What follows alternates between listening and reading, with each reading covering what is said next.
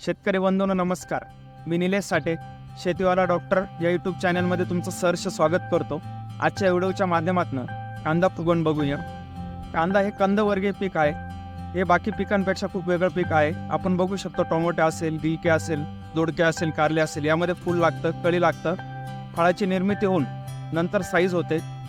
कांदा पिकाचा जो कंद आहे हा जमिनीच्या आतमध्ये असतो. कांदा फुगवणीसाठी आपण शेवटच्या टप्प्यामध्ये खूप महत्त्व देतो. ते महत्त्वाचं पण आहे, पण सुरुवातीपासून कांद्याची जी पात आहे सुदृढ, सशक्त व मांड बनवणे हे खूप महत्त्वाचं आहे, जे की आपल्याला नंतर कांदा फुगवण्यासाठी खूप महत्त्वाचं आहे. पात जर का चांगली असेल तर पातीतला जो कांद्यामध्ये रस उतरतो, नंतर कांद्याची फुगवण खूप चांगल्या प्रकारे आपल्याला मिळते.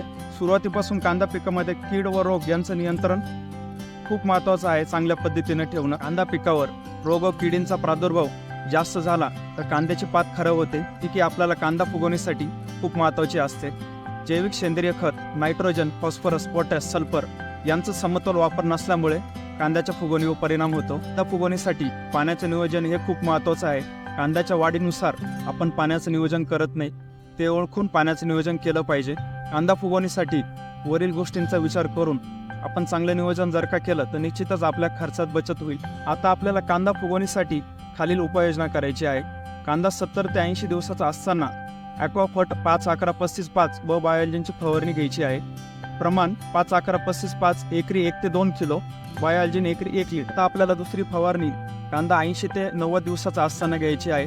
ॲक्वाफट 5-11-35-5 व फ्लोबोर 5-11-35-5 मध्ये 5% नायट्रोजन, 11% फॉस्फरस, 35% पोटॅश व 5% सल्फर मिळते.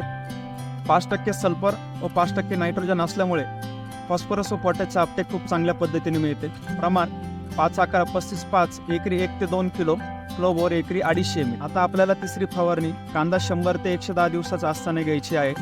फोटोपिके एकरी 1 किलो, पोटॅशियम 40 एकरी 1 लिटर. आवडल्यास लाईक करा. अशाच नवनवीन व्हिडिओ बघण्यासाठी आमच्या चॅनलला सबस्क्राईब करा. धन्यवाद.